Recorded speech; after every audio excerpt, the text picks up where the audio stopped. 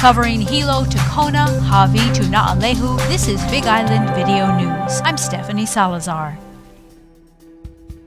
It was the opening day of the 2014 session of the state legislature on Wednesday. Another subdued beginning, no singing or dancing, but plenty of speeches. And being that the day marked the 55th anniversary of statehood, both the House and the Senate chose to honor former public servants with special recognition. Virginia Isbell, from 1981 to 1996, represented areas including South Kona and Ka'u and chaired the Committee on Housing. There were many familiar faces from the Big Island at the Capitol. Robert Herkes, from 1993 to 2000 and 2003 to 2012, represented areas including Ka'u, Puna, and Kona, and chaired the Committees on Economic Development and Business Concerns and Consumer Protection and Commerce. The Senate included brief summaries of each decade under statehood. Hilo Senator Gil Kahele recapped the decade of 2001 to the present. The huge economic impact of the September 11 terrorist attacks set the tone for much of the legislature's actions in the first decade of the new millennium. Attempts to bolster local businesses and the faltering tourism industry were the legislature's top priorities. We bid farewell to the Super Ferry and Aloha Airlines, but welcomed other opportunities with the 2011 APEC Summit and a growing high-tech and film industry. Hawaii became a premier filming destination for high-profile television and movie projects including Lost, Hawaii Five-0, and The Descendants. The Senate went paperless in an effort to reduce waste and increase participation in the legislative process. We look forward to what the next decade may bring as we consider ways to integrate web streaming, video conferencing, social media, and other tools into the legislative process. Mahalo. Before festivities began, a new member of the House representing West Hawaii was sworn in. Will you please raise your right hand and repeat after me? I, Richard Cregan, I, Richard Cregan, do solemnly swear. Dr. Cregan was appointed by the governor to fill the District 5 seat, formerly held by Denny Kaufman, who retired last month for personal reasons. For the United States And the Constitution of the State of Hawaii. and the Constitution of the State of Hawaii. And that I will faithfully discharge my duties And that I will faithfully discharge my duties as a member of the House of Representatives of the State of Hawaii as a member of the House of Representatives of the State of Hawaii to the best of my ability. to the best of my ability. Congratulations, Representative Cregan. Thank you. Congratulations.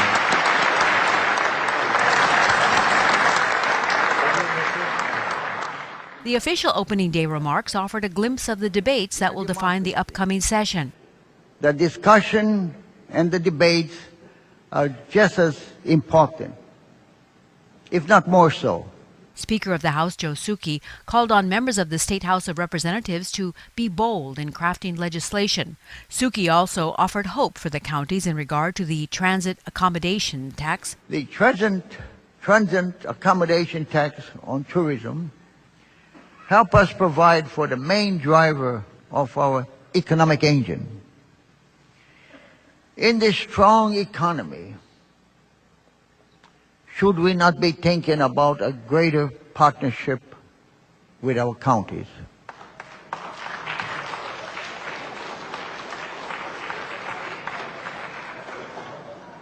Who provide much of the services that directly support tourism. They are the ones who maintain our roads and parks and provide the law enforcement officers and first responders who serve our businesses, our visitors, as well as our kamaina. Therefore, let's look at removing the cap on the counties, on the county share of the TNT. It's time.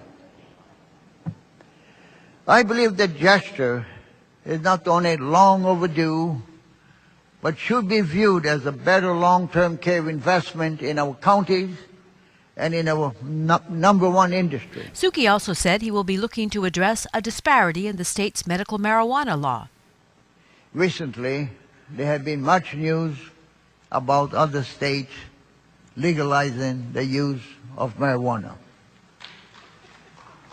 while I am not suggesting we go that route, Hawaii does permit the limited cultivation and use of marijuana for medical purposes. In spite of that, there are no dispensaries or places where you can legally buy cannabis, even with a prescription. I think we need to fix that gap in the law before we talk about anything else. And in the Senate, President Donna Mercado Kim said that after the 2013 session, she was pleased with the work done by the fellow senators in the interim. And they delivered. Agricultural Committee Chair Clarence Nishihara reported that his committee spent the interim gathering the most current objective information on genetically modified organisms, or GMOs, to enable us legislators to separate fact from misinformation to guide us in our decision making.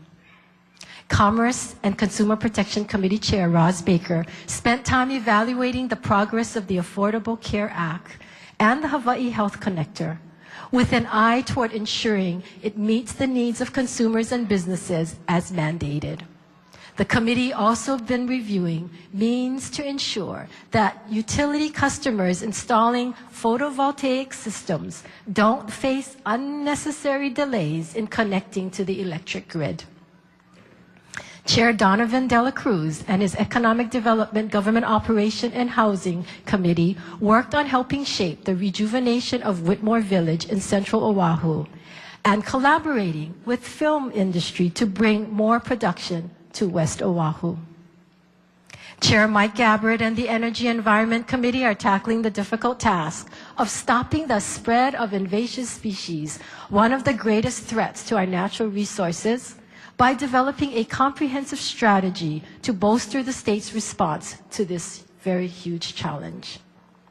Human Services Chair Suzanne Chan Oakland is reaching the needy by partnering with the Homeless Assistance Working Group to develop a mechanism to identify property for temporary and permanent housing for the homeless. Members are also focusing on our growing population of seniors and how the state can best serve them. Our smallboat harbors, state parks, conservation lands, and shorelines seem to be in constant need of upkeep. And so Water and Land Committee Chair Malama Solomon has been assessing the facilities and programs of the Department of Land and Natural Resources to identify what the legislature can do to support the agency's mandates. The Ways and Means Committee, as always, has the Herculean task of balancing the state's many and diverse needs with our financial resources. Chair David Ige, along with Vice Chair Michelle Kidani, led visits throughout the state, seeing firsthand the capital improvement needs. There are other issues as well. Last year, with Education Chair Jill Takuda taking the lead, we took a first step toward universal early education. And I expect the debate will continue as we examine the costs of expanding publicly funded preschool education, including how it will impact our current mandate for kindergarten through 12th grade, and the feasibility of its long-term sustainability. At the other end of the educational spectrum, Higher Education Chair Brian Taniguchi held hearings with the University of Hawaii on its proposed repair and budget maintenance budget estimated at $480 million, plus new construction projects totaling $200 million. By the way, let me say that I was advised to keep my remarks light today and refrain from being too hard-hitting. Light? Unfortunately, that's not in my DNA. As always, Sam Slom, the Senate Minority Leader and the only Republican in the 25-member Hawaii State Senate, pulled no punches in his speech. In 1964, the government had said that about 14% of the population were below the government-mandated poverty level. Today, it's more than 21%. So clearly, government has been moving in the wrong direction, creating more poverty and homelessness.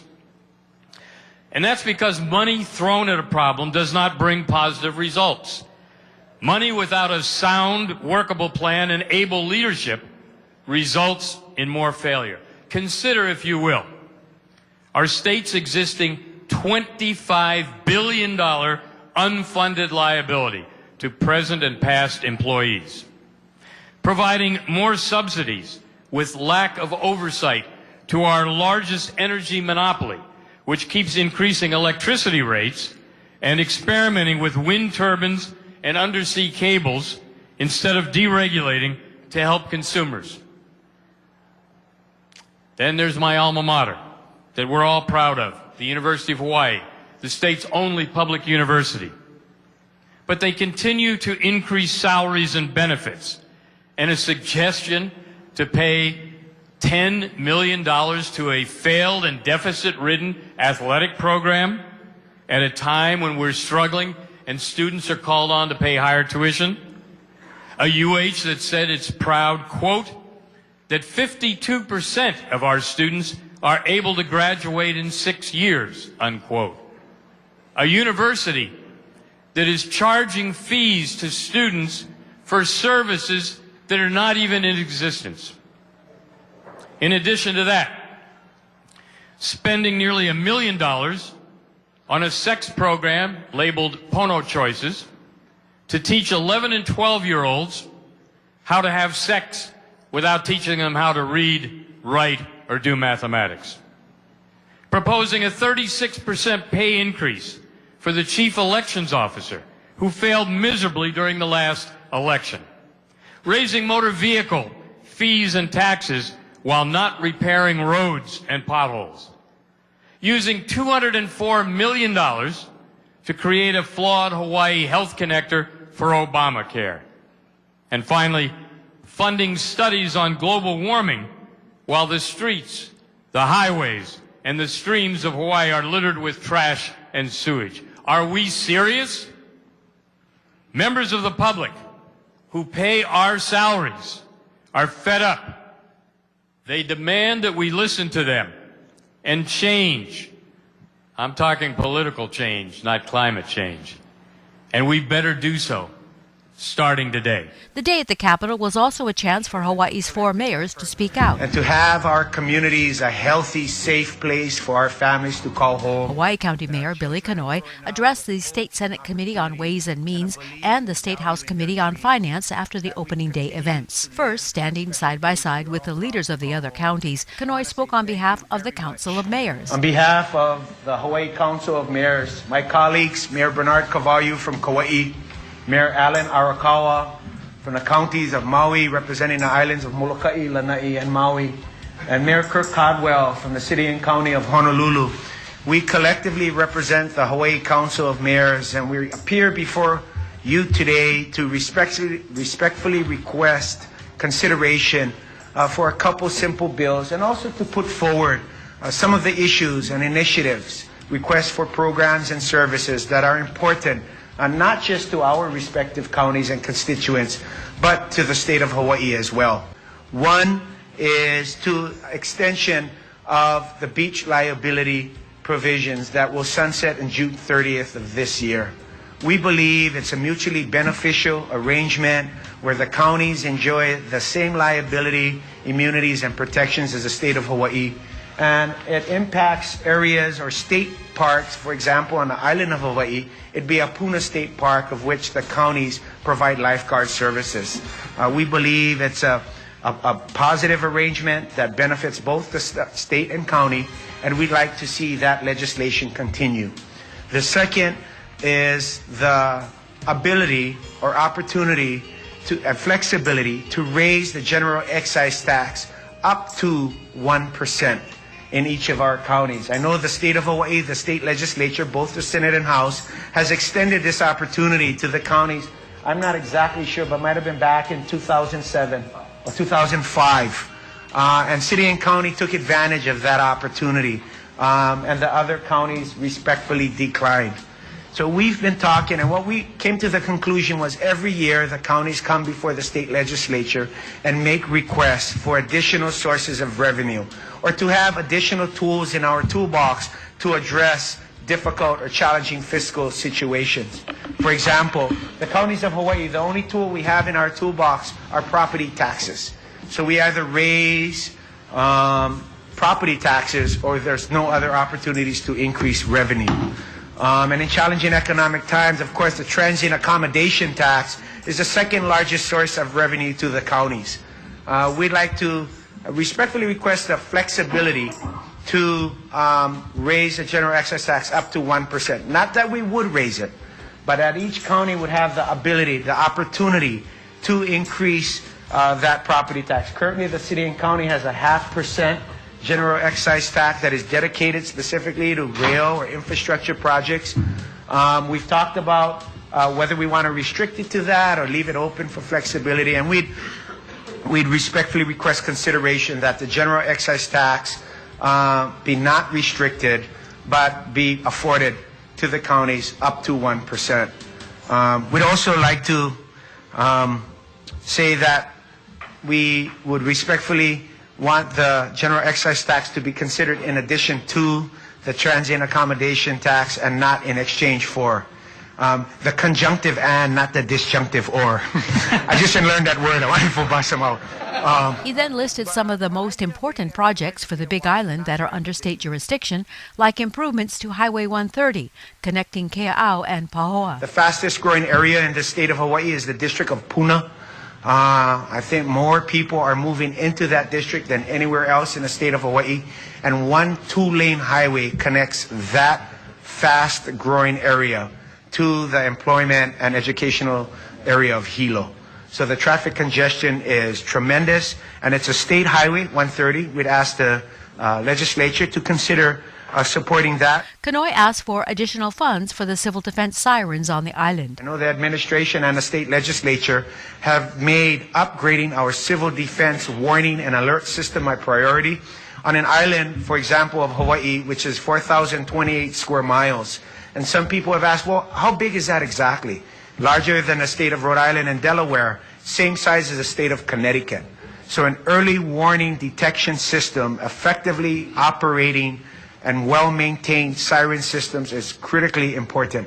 And the money being asked for an upgrade and maintenance of the civil defense siren system is something we'd be respectfully requesting to strengthen our public safety system. The mayor also spoke in favor of the statewide juvenile intake and assessment centers. The Hawaii Juvenile Justice Working Group last month issued a very compelling report talking about the challenges of cost of incarcerating our adolescents or youth in upwards in excess of $199,000 per youth per year.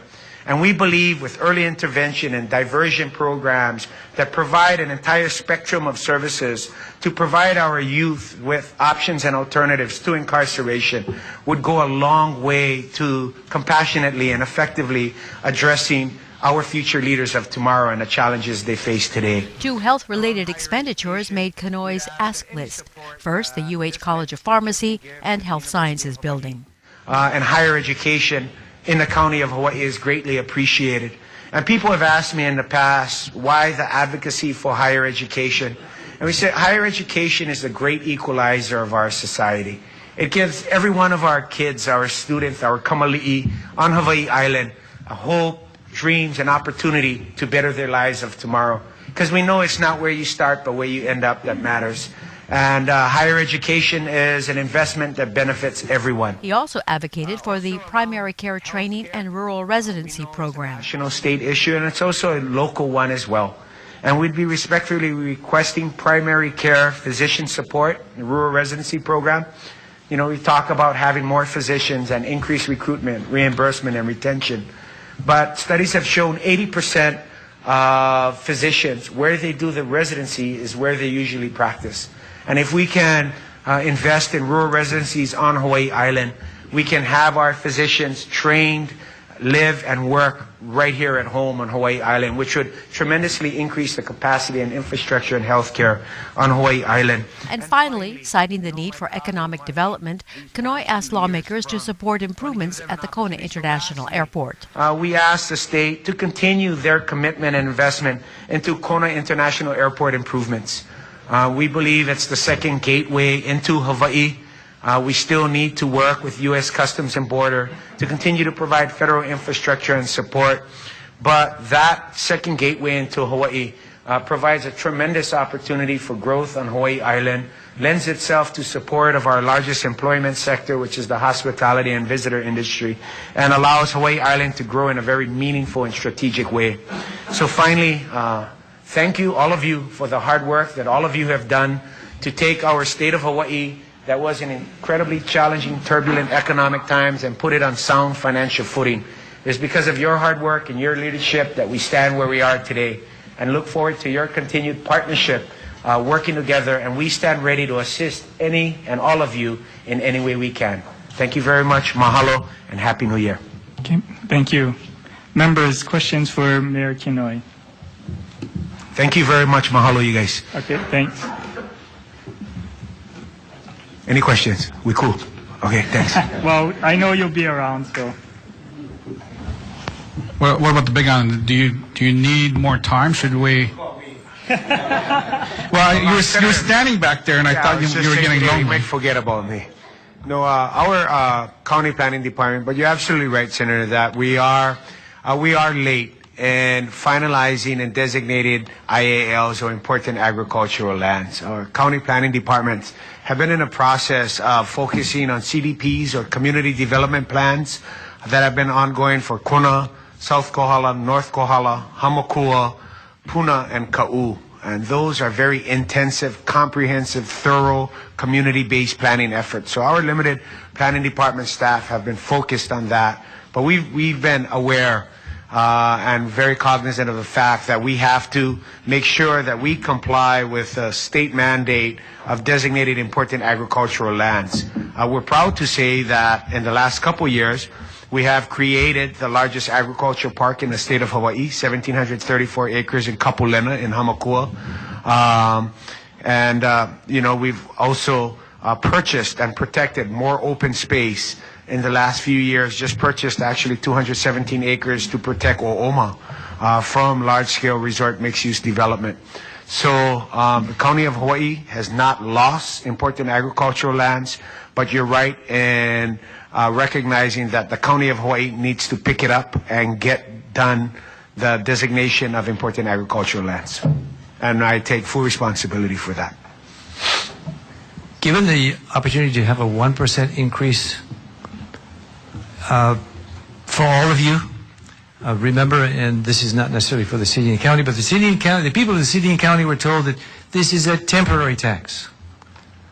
And now it's permanent and may be expanding. How can we justify this, not only because it's an election year, not only because it's where the economy hasn't turned around, but how can we be talking about a tax increase at this particular juncture when in effect what we had was a city and county temporary tax in Honolulu, and now we're talking about countywide permanent taxation up to 1%. This is quite a shift in policy. Or at least a recommendation. Hello, Representative, happy to answer that. What the counties are asking is not the imposition or the raising of the general excise tax. What we're respectfully requesting is the flexibility for the counties to be able to raise the general excise tax up to 1%, and there'd still be a process. The mayors would submit that to our respective county councils. Our respective legislative bodies within the counties would have to approve it and vote for it.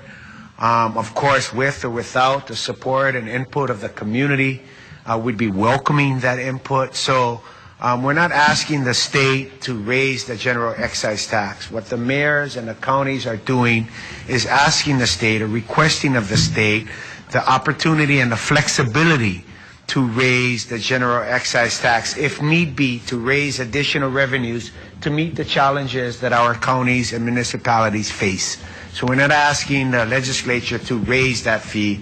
We wouldn't ask that at any time, much less during an election year. All we're asking for is flexibility, opportunity, so in the near future, hopefully we never have to, but if in fact we are confronted with the tremendous economic challenges we recently faced, that we wouldn't have to come to this body, to this legislature, and ask for resources and monies, that we would go to our county councils and we would ask for that increase at the county level, and we would be accountable to that request. We would be held accountable for that increase, respectively, to our voters at the county level. And basically, we'd be shielding the state from that request or increase, as you say.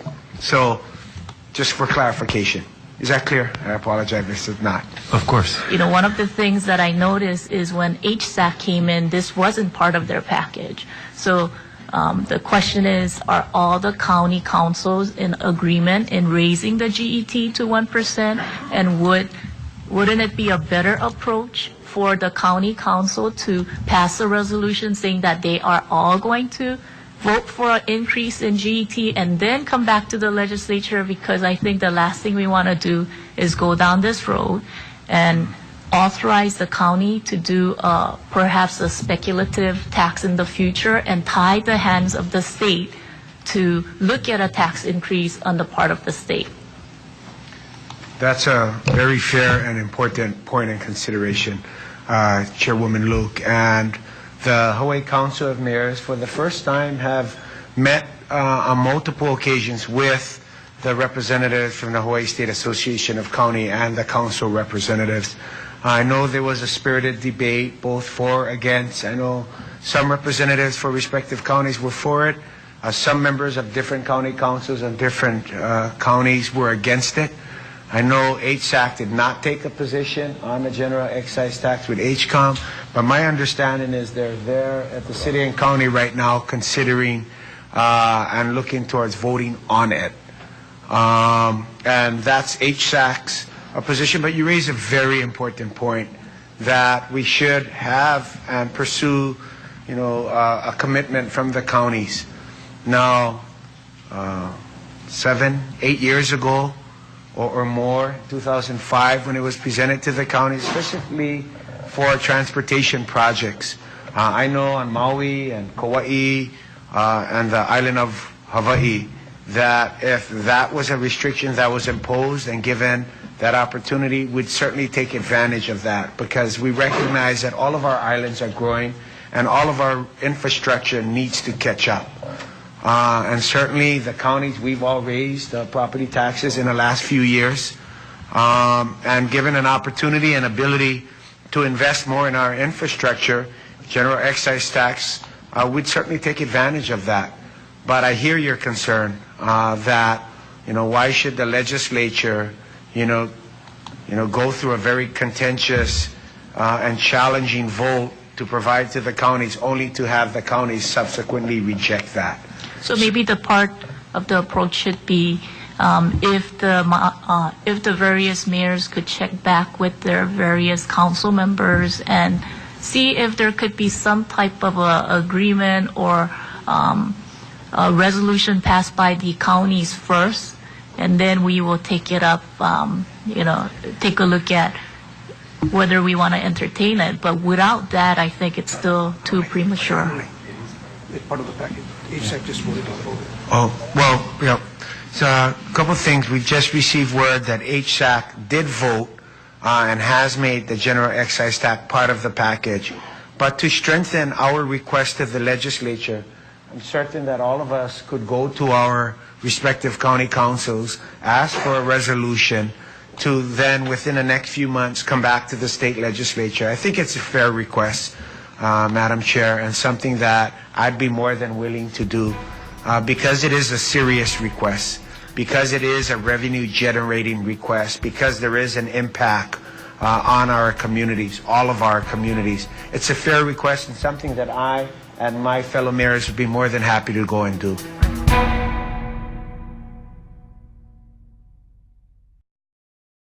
Together we can, you guys. Together we can.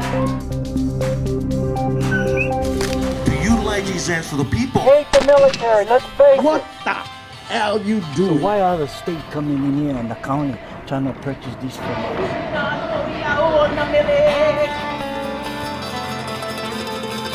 us?